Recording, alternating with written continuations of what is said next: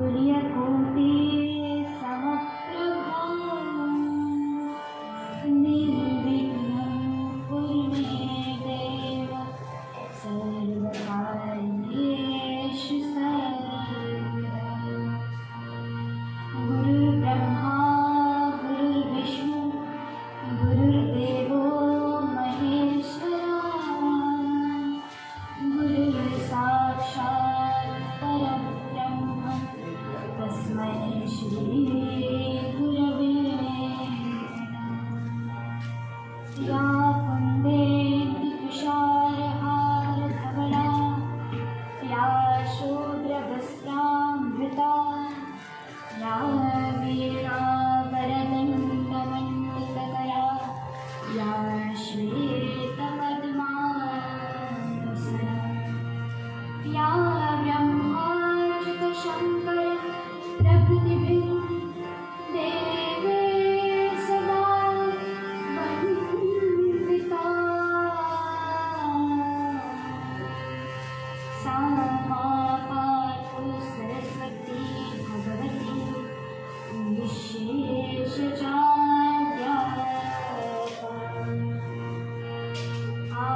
आपदापहर्तारं दातारं सर्वसम्पदां लोकाभिरामं श्रीरामं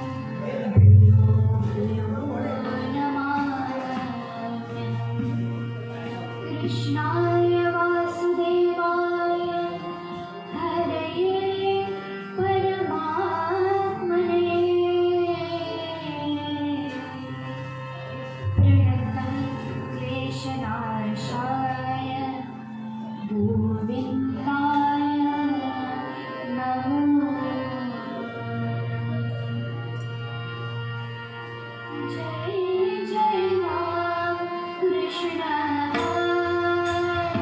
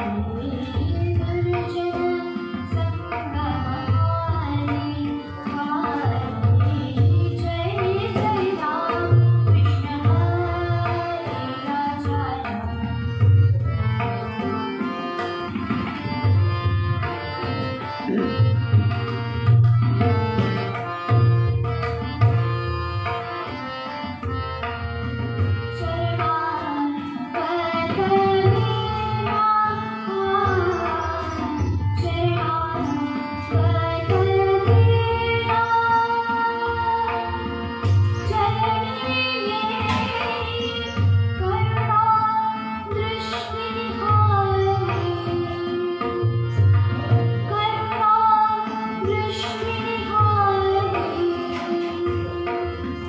करुणा दृष्टि निहारी हारी करुणा दृष्टि निहारी हारी जय जय राम कृष्ण हरे राजा राम जय जय राम कृष्ण हरे राजा जय जय राम कृष्ण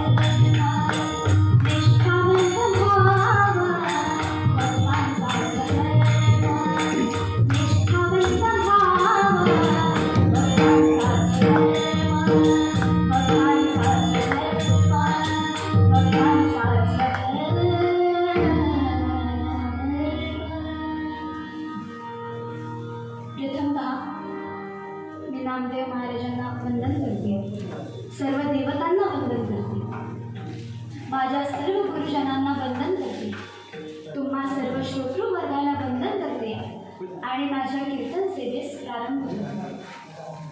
आजच्या या कीर्तन सेवेसाठी जो अभंग घेतलेला आहे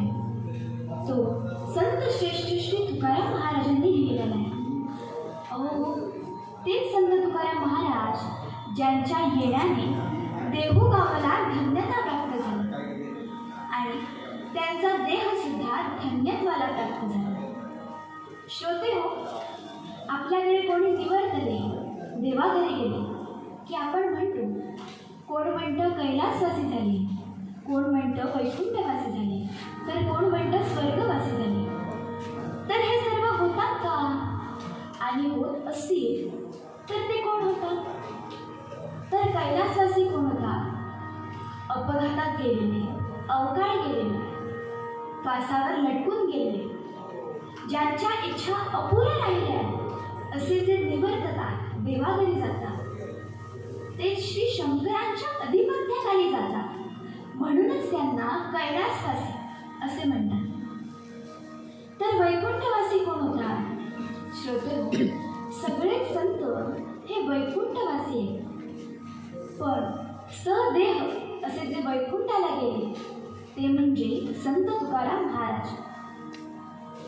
तर हे संत तुकाराम महाराज वैकुंठवासी कसे झाले? एके दिवशी तुकाराम महाराज आपली पत्नी अवले हिला उद्देशून म्हणाले, अवले, आता काही दिवसातच मला भगवंताचे बोलावणे येणार, तेव्हा मला त्याबरोबर वैकुंठाला जावे लागणार. तूही माझ्यासोबत यायची तयारी ठेव. पण ती बिचारी पारमार्थिक जीवनापासून अजाण असल्यामुळे पटकन म्हणाली, अहो, आपली म्हैस घ्यायची आहे, घरात एवढी कामे आहेत, मी कशी येणार? तुम्ही एक काम करा, तुम्ही वैकुंठाला जाऊन लवकर या, तोपर्यंत मी स्वयंपाक करून ठेवते. आपण आलात की दोघे म्हणून स्वयंपाक जेवू. या वेळेला तुकाराम महाराजांनी सर्व शिष्यगणांना देखील सांगितले होते आणि त्यांना न्यायला वैकुंठाहून विमान आले होते. त्यामुळे सर्वजणांना तुकाराम महाराज हे वैकुंठालाच गेले याची खात्री पटली होती. अशा वैकुंठवासी तुकाराम महाराजांचे वर्णन करताना कवी वामन पंडित म्हणतात, जयाची वदे पूर्ण वेदांत वाणी, म्हणावे कसे तया लागी वाणी, परब्रह्मरूपी असा जो तुकाबा, जयाचे तुकी कोण दूरच्या तुकाबा, पंढरनाथ भगवान की जय. असे संत तुकाराम महाराज ज्यांची वाणी जणू वेदांत झाली आहे, ते आजच्या या अभंगातून आपल्याला सांगतात. निष्ठावंत भाव भक्तांचा स्वधर्म, निर्धार हे वर्म चुकू नये. भगवंत ठाई भाव असणं, आणि हा भाव कसा असतो तर निष्ठावंत भाव असणं, हेच भक्ताचं वर्म आहे, हाच निर्धार आहे. निर्धार सुटला की धर्म बुडालाच समजेल. हा निर्धार राखून ठेवला पाहिजे. जर निर्धार पाळायचा आहे, धर्म पाळायचा आहे, तर निष्ठा हवी. निष्ठेच्याही काही गुण आहेत. निष्काम भक्ती, निश्चल भक्ती, अढळ दृढ भाव आणि अनन्य शरणागती. पुढे तुकाराम महाराज सांगतात, विठ्ठलावर विश्वास आहे ना, मग अन्य कोणाचीही अपेक्षा करू नका, आणखी कोणाचीही वाट पाहू नका. आजपर्यंत या दुःखाच्या भवसागरातून अनेक लोक तरुण गेले, त्यापैकी एकालाही भगवंताने दूर लोटले नाही, एकाचीही उपेक्षा केली असे ऐकिवातही नाही. जीवनात भाव भावना असल्याशिवाय कोणतीही गोष्ट घडू शकत नाही. भाव म्हणजे श्रद्धा. भावाला जिथे तिथे महत्त्व आहे. व्यवहारातही आपण पाहतो, पती पत्नीच्या नात्यात भाव असेल तर संसार सुखाचा.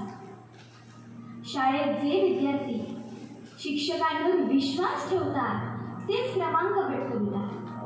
आजारी पडलो तर ज्या वैद्यावरती आपल्याला विश्वास आहे, श्रद्धा आहे, त्याच वैद्याच्या औषधोपचाराने आपल्याला गुण येतो. हाच भाव म्हणजेच परमार्थात भक्तिभाव. या भावाविषयीच तुकाराम महाराज अभंगातून सांगतात, भावे भावे गावे गीत, भावे भावे गावे गीत, शुद्ध करोनी याचित, शुद्ध करोनी याचित, शुद्ध करोनी याचित, शुद्ध करोनी याचित, भावे भावे गावे गीत, भावे भावे गावे गीत.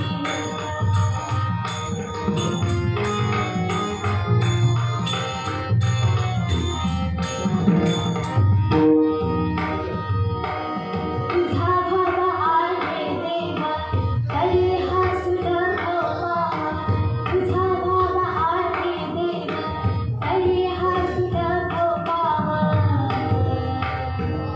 भावे भावे गावे गीत, भावे भावे गावे गीत, भावे भावे गावे गीत, गावे गीत, गावे गीत. हाच भाव म्हणजे परमार्थात भक्तिभाव. वेद उपनिषदे भक्तांचा स्वधर्म कोणता आणि परधर्म कोणता हे सांगतात. स्वस्वरूपानुसंधानम् इति स्वधर्म, इंद्रियाणां विषयाणां अनुसंधानम् इति परधर्म. भक्ताचं स्वरूप काय हे जाणून घेणं हे भक्ताचं परम कर्तव्य आहे. हे जाणून घेण्यासाठी भक्ताने भगवंताच्या मनापासून सतत जवळ असले पाहिजे. हाच स्वधर्म. उलट इंद्रियांचे चोचलेपूर्वक विषयांमध्ये सतत रमणे, गुंतणे म्हणजेच परधर्म. तुकाराम महाराज सांगतायत, हे भगवंता, कोणत्याही परिस्थितीत तुझे नामस्मरण सोडणार नाही. मग माझे मस्तक तुटले तरी चालेल आणि माझे शरीर तुटले तरी.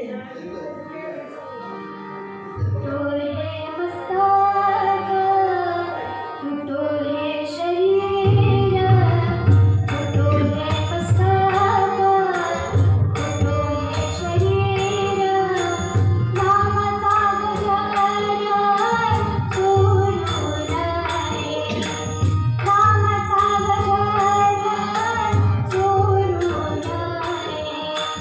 तुटो हे मस्तक, तुटो हे शरीर, तुटो हे मस्तक, तुटो हे शरीर, नामाचा गजर सोडू नये, नामाचा गजर सोडू नये, नामाचा गजर सोडू नये.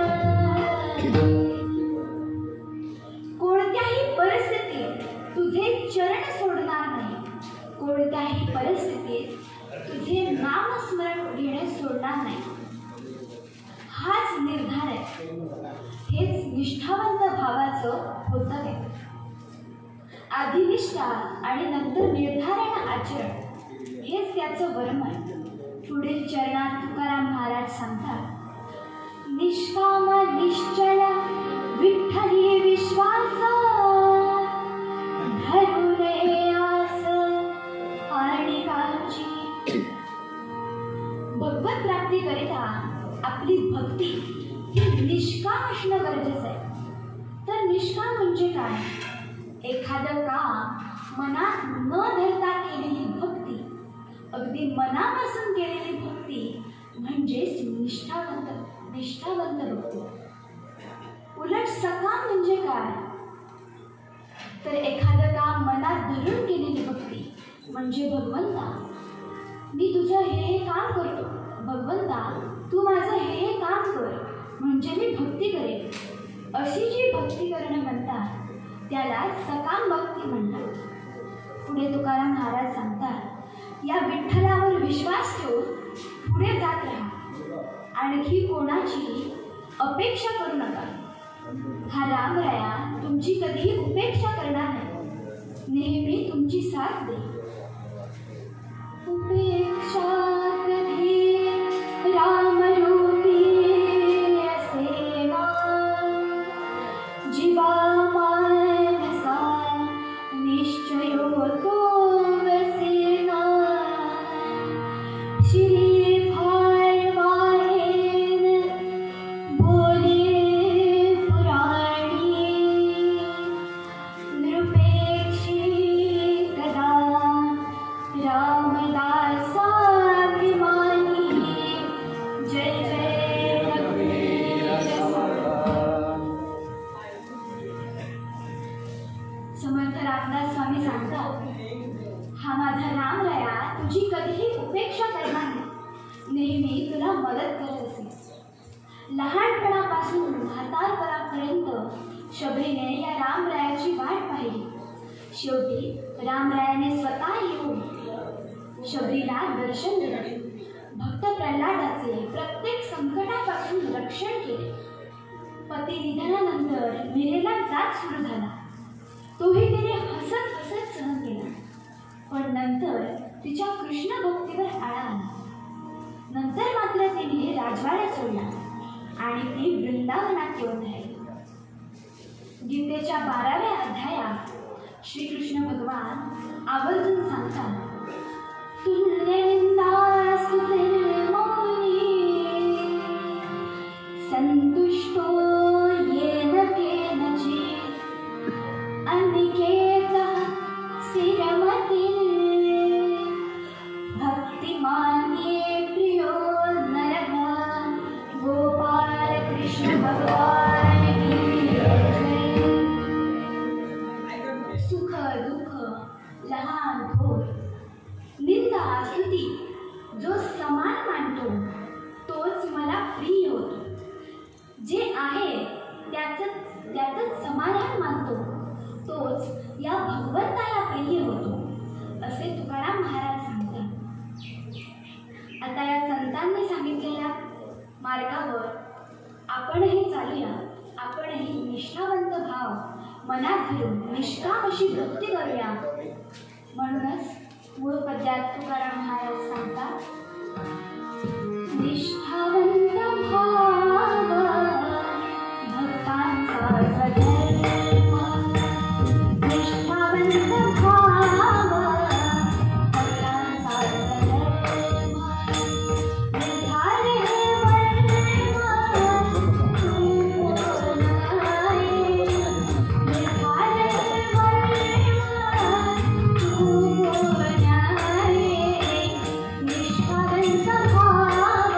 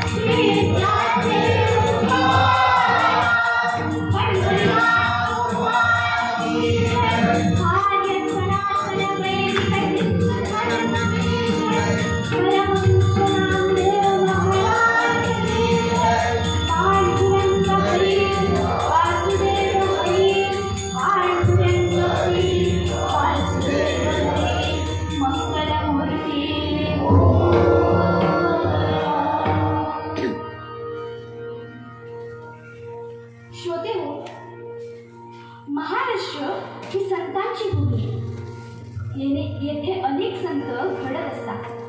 आपले दुःख निवारण करण्यासाठी, आपल्यावरच्या आलेल्या संकटांचा नाश करण्यासाठी हे संत नेहमी झटत असतात. आपले स्वराज्य निर्माण झाले हेही संतांच्याच आशीर्वादामुळे.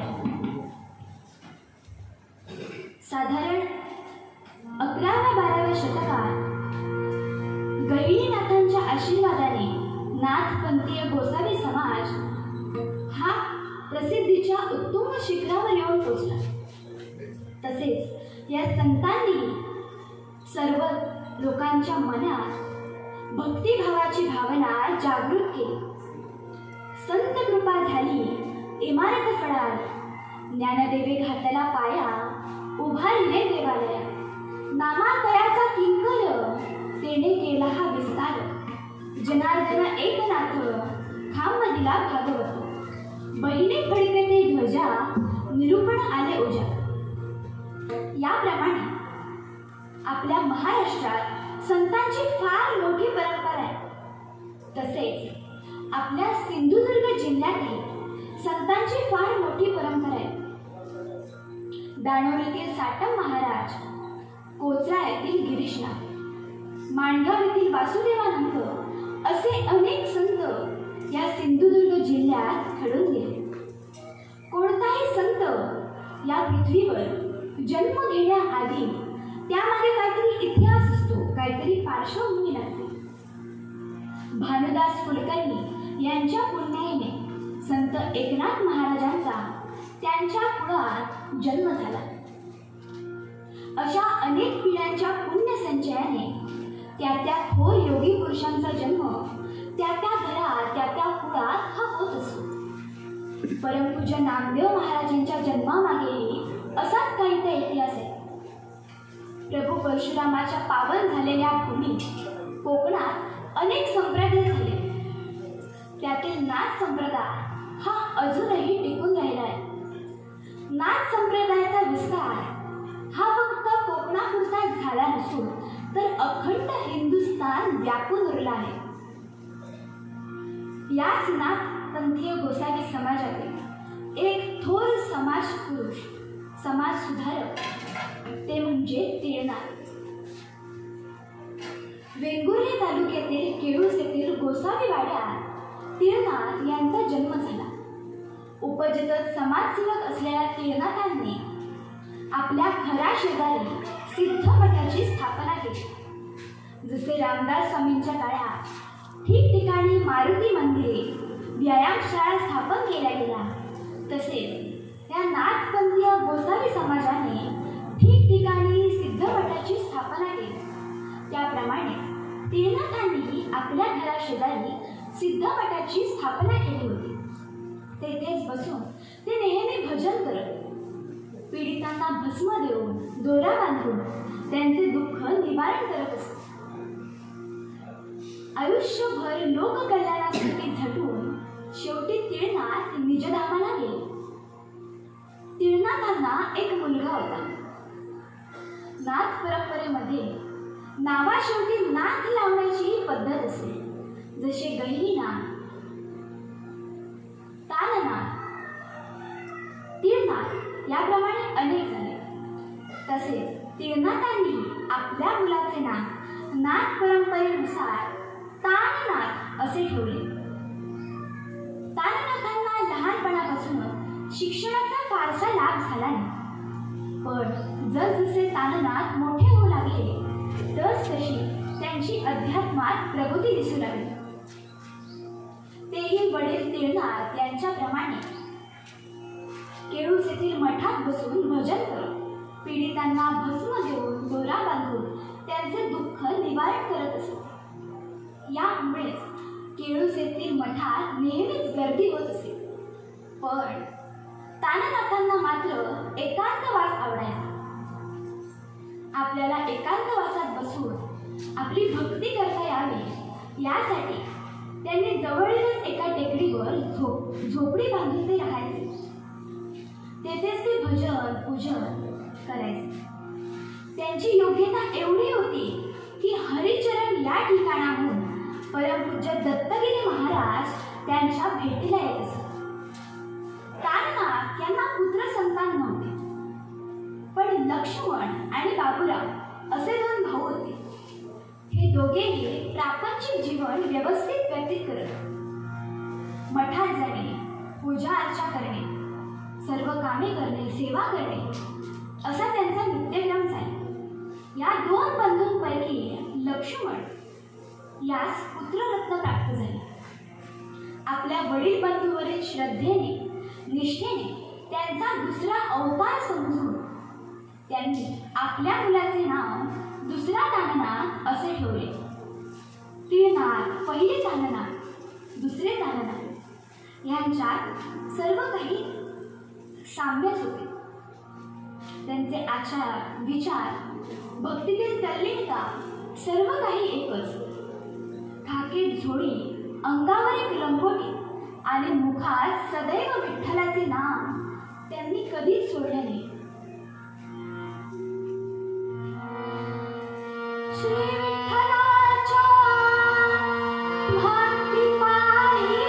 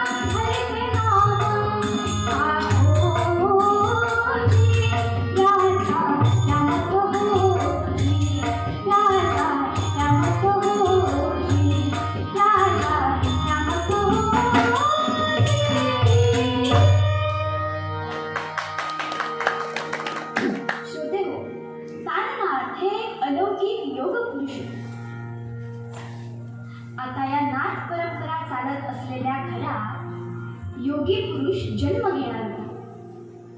टिळनाथ पहिले ताननाथ यांचे बंधू लक्ष्मण यांचा मुलगा दुसरा ताननाथ आणि त्यांची पत्नी साधना यांच्या पोटी 15 जुलै 1928 आषाढ कृष्ण त्रयोदशी या दिवशी या शुभमुहूर्तावर सर्वांचे कैवारी परमपूज्य श्री नामदेव महाराज यांचा जन्म झाला.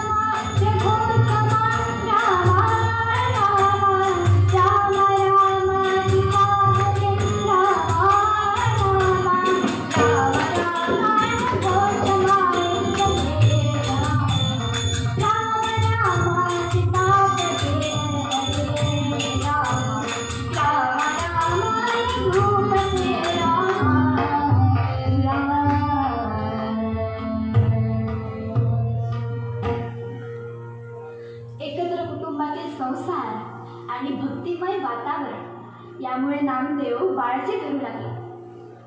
नामदेव 6-7 वर्षांचे झाले आणि त्यांना केळूस येथील नवभारत विद्यालयात इयत्ता 1च्या वर्गात दाखल करण्यात आले. ज्यांना आध्यात्मिक क्षेत्रात प्रगती करायची आहे, सर्व लोकांचा उद्धार करायचा आहे, असे थोर योगी पुरुष ह्या लौकिक शिक्षणात कसे बरं अडकतील? नाही ना. नामदेवांचाही या शिक्षणाकडे कल दिसेना. म्हणूनच त्यांनी इयत्ता 2री पासून शिक्षणाला रामराम ठोकला. पण नामदेव मात्र स्वस्थ बसले नाही. वडिलांसोबत ते फिरती लागत. भ्रमंती नसली की केळूस येथील मठात बसून भजन करणे असा त्यांचा नित्यक्रम झाला होता. म्हापण येथील हरिभक्त विठोबा खोत हे एक थोर वारकरी होते. त्यांच्या घरात मोठमोठे गावोगावचे भजनी बुवा येऊन भजने सादर करीत. त्यांच्या घरात नेहमीच कथा कीर्तने चालत असत. त्यांचे घर म्हणजे जणू प्रति पंढरपूरच. या भक्तिरसात वडील ताननाथांच्या सोबत नामदेवही सामील होते. आता काही दिवसांनंतरच नामदेवांचे वडील ताननाथ वैकुंठवासी झाले. आता नामदेवांच्या विरक्त वृत्तीला समजून घेणारे कोणी उरलेच नव्हते. साहजिकच लहानपणाचा हा काळ त्यांना फार कष्टाचा गेला. त्या काळाबद्दल नामदेव महाराज आपल्या भक्तांना सांगत, ह्या गोसाळ्यात लहानपणी खूप छळला. ह्याच्या पायात काठी मारी, दगड मारी. तेव्हा याने देव ओळखले नव्हतो. आता एकायो देव होळे झाले. अशा प्रकारे ते सर्वजणांना सांगत होते.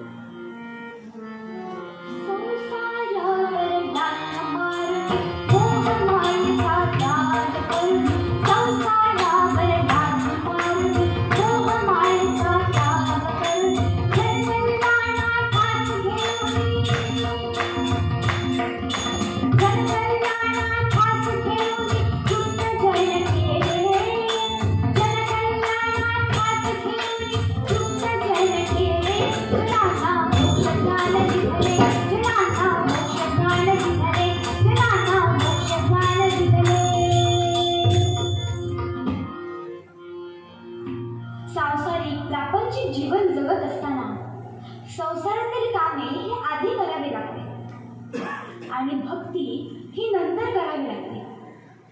आपल्याला भक्तीसाठी वेळ मिळावा म्हणून नामदेव महाराजांनी संसाररूपी सर्व मोहमायेचा त्याग करून घर सोडले.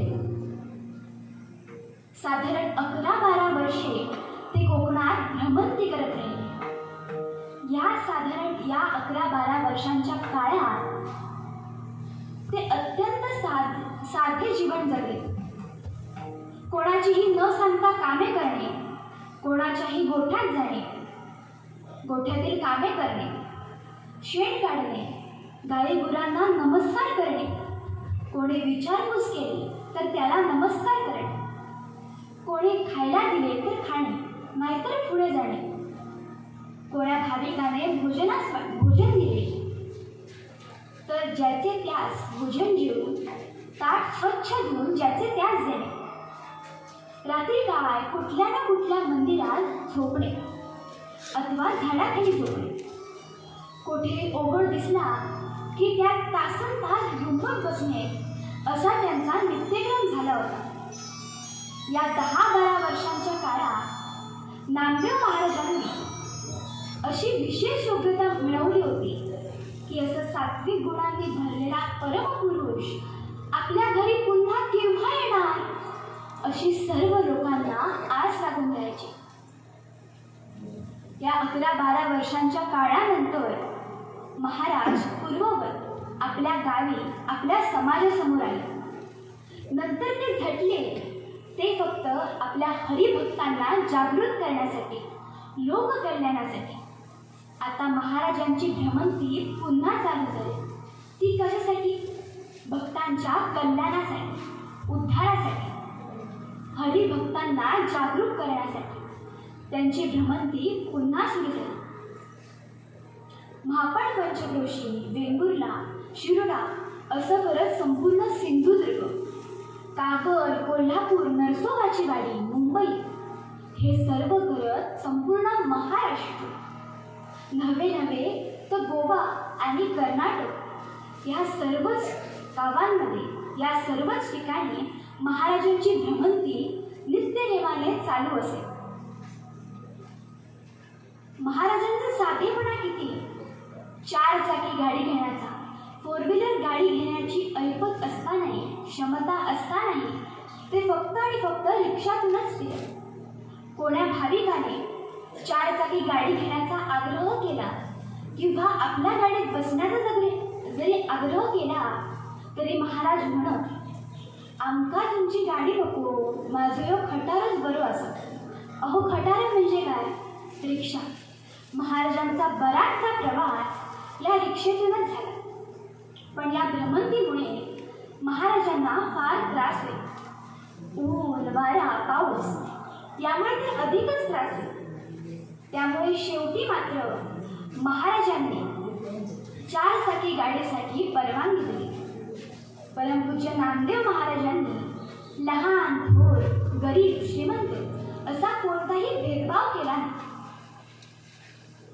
आता नामदेव महाराजांवर सर्व लोकांची श्रद्धा बसली होती. आता नामदेव महाराज यांच्या कृपेने आपल्याला भगवत प्राप्ती होईल, देवाचे दर्शन होईल अशी सर्व भाविकांची श्रद्धा झाली होती. आता नामदेव महाराज हे सद्गुरु पदाला पोचले होते. गुरु थोर की देव थोर म्हणावा, आधी नमस्कार कोणा करावा, मनी चिंतिता सद्गुरु थोर वाटे, दयाच्या प्रसादे रघुनाथ भेटे. याप्रमाणे सद्गुरूंचे महत्त्व नामदेव महाराज स्वतः सांगत. नामदेव महाराज स्वतः भजन करत. जय जय रामकृष्ण हरी या मंत्राचा ते नित्यनेमाने भजन करत असत. त्यांच्या भजनाचा असा कुठलाही वेळ ठरलेला नसे. ते 3-3 तास, कधी कधी रात्रभर, कधी कधी दिवसभर ते नेहमीच भजन करत असायचे. आपणही त्यांच्या या भजनाच्या काळात काही क्षण घालवूया आणि पुढे जाऊया. जय जय विठोबा जगमारे, जय विठोबा जगमारे, जय जय विठोबा जगमारे, जय जय विठोबा जगमारे.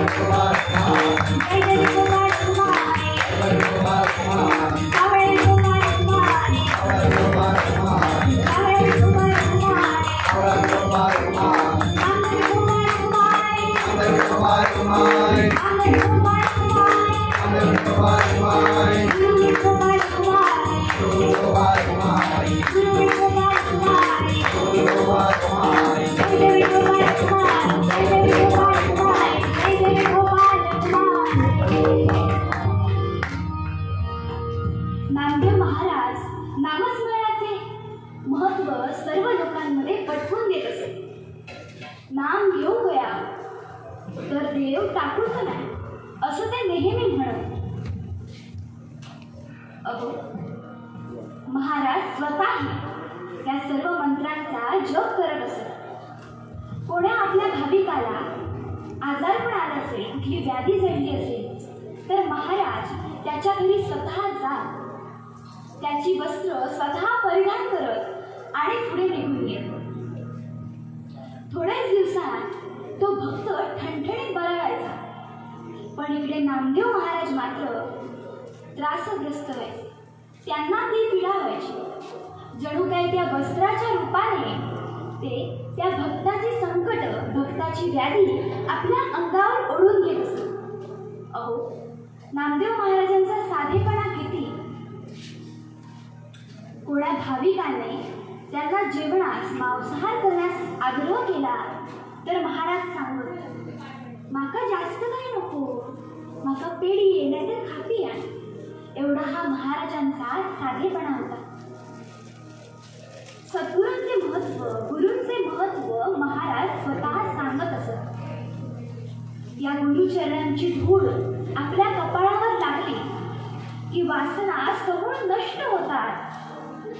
त्या कशा होतात त्या ह्या एका दिंडीमधून सांगितले.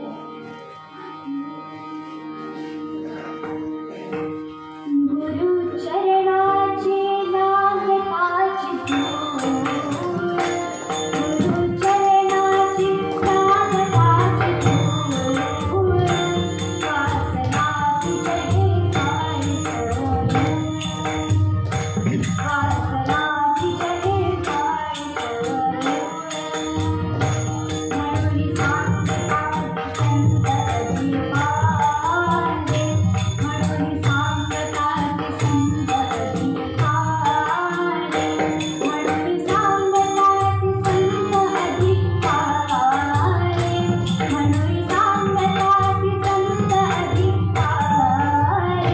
जन्मजन्मी सद्गुरू सेवकारे, जन्मजन्मी सद्गुरू सेवकारे, जन्मजन्मी सद्गुरू सेवकारे.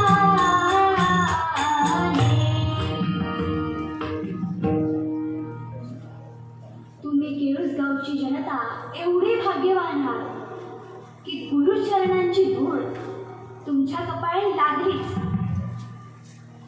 आणखी त्या अशा नामदेव महाराज या थोर योगी पुरुषांनी आपल्या या गावात अवतार कार्य पूर्ण केले. त्यामुळे तुम्ही सर्व केळूसगावची जनता ही फार भाग्यवान आहात. सद्गुरूंचे महत्व महाराज नेहमी सांगत. हरीच्या भजनानं एकही क्षण घालवू नका असे ते स्वतः सांगत.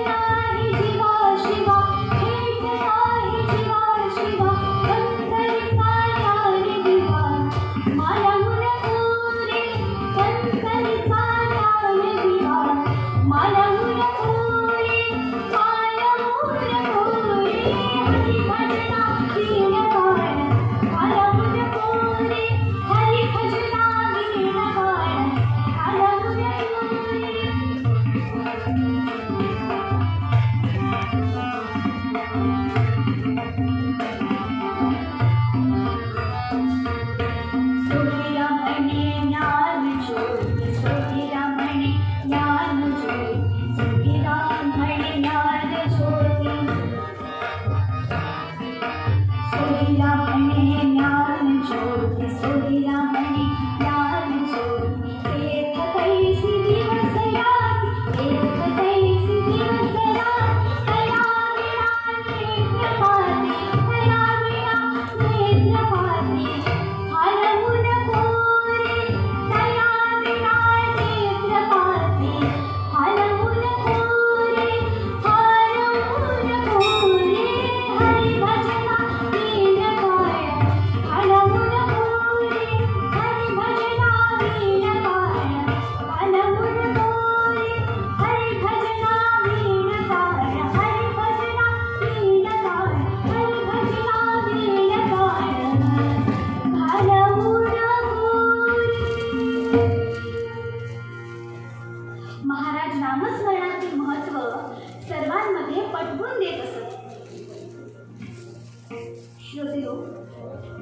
महाराज सर्व जणांना समान वागणूक देत असत. प्रसाद म्हणून सर्वांना चुरमुरे वाटत. आता वयोमानाकरिते महाराज शरीराने थकले होते. त्यांना काही त्रास सुरू झाला. पण भाविकांच्या इच्छेखातर ते त्या त्रासातून बरे होत असत. पण त्यांना त्रास नेहमीच होत असे. आता महाराज विनोदाने भक्तांना हसवण्यासाठी म्हणायचे, "यो देव माका काय बरं करतलो? मी 4 घरा भिक्षा मागीन तरच बरं होतं. यो गोसावी 4 घरा भिक्षा मागीन तरच बरं होतं." महाराजांना कितीही बरं नसतं, कितीही त्रास होत असला तरी महाराज नेहमी भ्रमंती करत असायचे. आपल्या भक्तांना जागरूक करण्याचे काम, सेवा ही ते नित्य नेमाने करत असायचे. पण आता महाराजांचा निर्वाणीचा काळ जवळ आला होता. महाराजांनी 29 सप्टेंबर 2009 विजयादशमी होती. या दिवशी सर्व भक्तांसाठी त्यांनी भ्रमंती केली. सर्वत्र ते फिरले, सर्वांना आशीर्वाद दिला, सर्वांना दर्शन दिले आणि शंकर खांबल यांच्या घरी जुवेवाडी येथे आपला देह सोडला. तुम्ही सर्व खूप भाग्यवान आहात की त्यांच्या चरणाची धूळ ही तुमच्या पायाशी लागली. खरंय, अहो, आपण जर या संतांनी दिलेल्या मार्गावर चालत राहिलो, निष्ठावंत अशी भक्ती केली, निष्काम निश्चल अशी भक्ती केली, तर आपण या भगवंताला नक्कीच प्रिय होऊ. त्यामुळे आपणही त्या संतांनी सांगितलेल्या मार्गावर चालूया, निष्काम निश्चल अशी भक्ती करूया.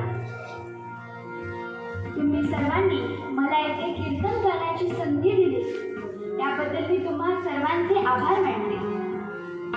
आजची ही कीर्तन सेवा श्री नामदेव महाराज यांच्या चरणी अर्पण करते.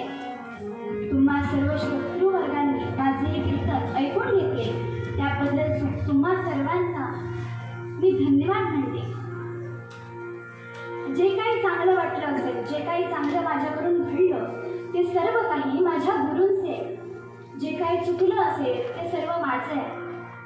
माझं हे कीर्तन व्यवस्थित व्हावं यासाठी नामदेव महाराजांच्या भक्तांनी मला जे काय मदत केली, हे आख्यान तयार करण्यासाठी जे जे काही संदर्भ सांगितले, त्यामुळेच हे मी इथे कीर्तन सादर करू शकले. त्यामुळे त्या सर्व भक्तांचे मी आभार मानते. मला हे दररोज सराव माझा घेण्यासाठी माझे इथे सोबत असणारे माझे हे 2 हात, हा म्हणजे हार्मोनियमवरील श्री माझे गुरुवर्य श्री मंगेश कदम सर आणि त म्हणजे तबल्यावरील माझा दादा श्री वैभव मांजरेकर, ह्या दोघांचेही मी आभार मानते आणि कीर्तन परंपरेनुसार भैरवीकडे वळते. निष्ठावंत भक्तांचा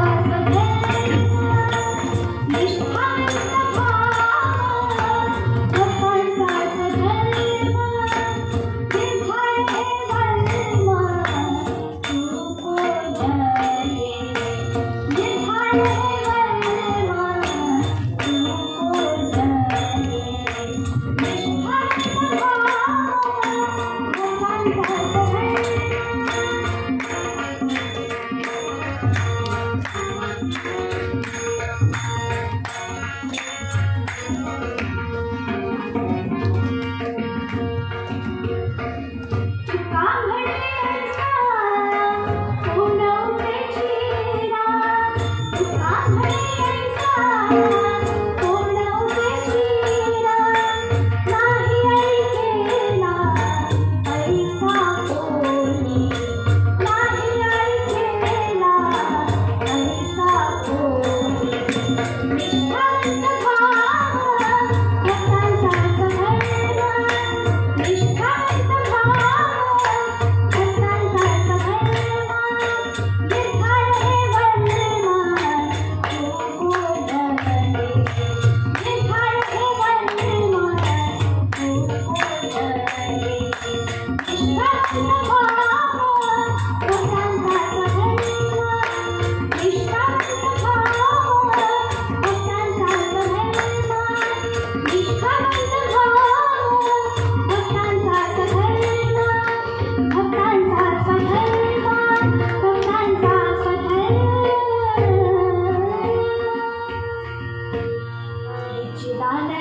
देवा तुझा विसरण भावा विसरण भावा तुझा विसरण भावा गाईला आवडे घेतली माझी सर्व जोडी माझी सर्व जोडी घेतली माझी सर्व नलगे भक्ती भया शंकरा नलगे भक्ती भया शंकरा सत्य सुंदरी भवा